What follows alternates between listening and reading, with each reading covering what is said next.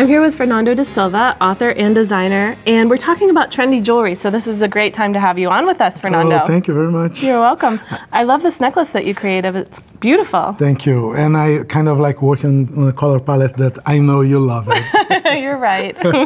It's a to-go palette. It goes easy. with everything. Yeah, pleases everybody.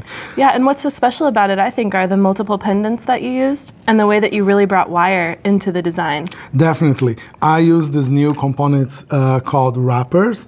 They're like metal-based, pretty much like frames that you can wrap around. They come with little notches around, just like this. So in some different shapes. Different shapes, and the notches help you like to encapsulate many different stones. And of course, I love this hematite color and silver, but they also come in the antique brass. Definitely. Those are so pretty. And I love this big circle. That's my favorite, the one that you picked. Yeah, I love that too. And it's a great way to trap some stones that you might not otherwise be using so much in designs.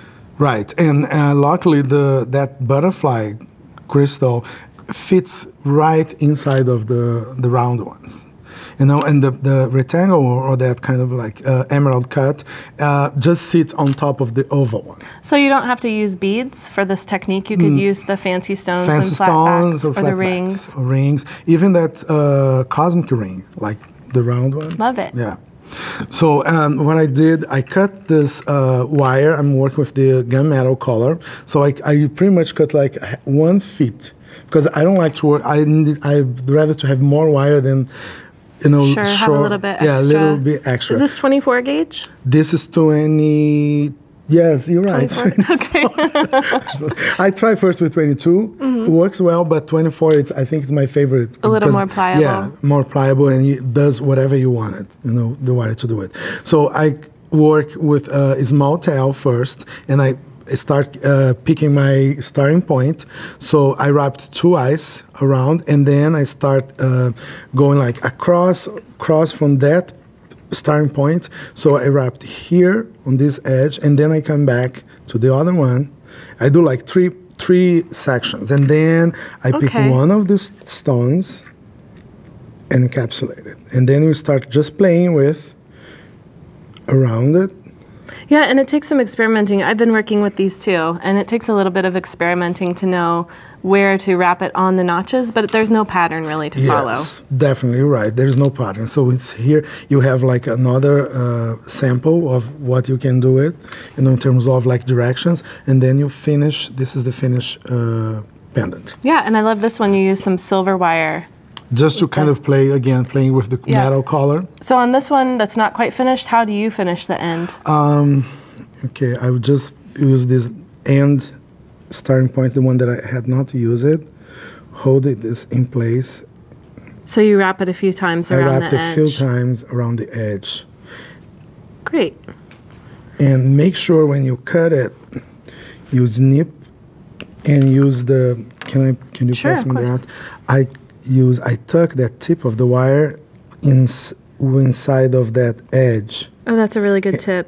So you don't have that tip yeah, you don't have that scratching your snagging. skin. Yes. Right, so when you're ready then to attach it to the middle of your necklace, you layered 3 different chains together. You have a longer one in the center with the 2 shorter above and below. Right. The heavy one is the one that I'm going to add all the charms. I call it, after I finish them, I really call them charms. And because I think they work really well as charms, and I like to use the different shapes together. Sure, so you'll just use your jump rings then. Just use Did you use single rings? No, I do the 2 rings. Thank you for asking. Oh, sure. Because it keeps the frame more stable. It doesn't flip that much around. So there's 1. And then do you have them evenly spaced across the center? Yes. Just skip 2. Okay, let's take a look at your finished one again. You skipped 2, you said? Yeah, I think I skipped, I actually skipped 3. All right. Okay. Yeah. And I created also a charm bracelet. I love that. And it's a great way that you brought in the color with the wire. It really works well with those ceramic rings. Yeah, to make the color of that ceramic to pops. And also I add the polyester chain that then the chain is not heavy, so you can add more and more and more. And more is charm, more. And more is more, and we like more. So. That's right. And these frames are perfect for making earrings. Perfect. So you can have like on those earrings, I use big pieces to do like right next to the ear, and then I just add some chain just to kind of like add movement, but again, it's not so heavy. Right, and chain and tassels, of course, are a big trend along with the colored wire, and wire wrapping just generally is big in beading. Absolutely.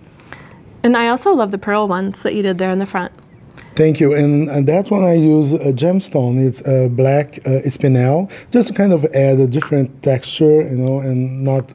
We love crystals, but you can also bring those components are also good to use with gemstones. Oh, sure, and mixed media, another hot trend. Yes. All right. Well, thank you so much, Fernando. You're welcome. A pleasure to be here. We'll be right back with Cynthia.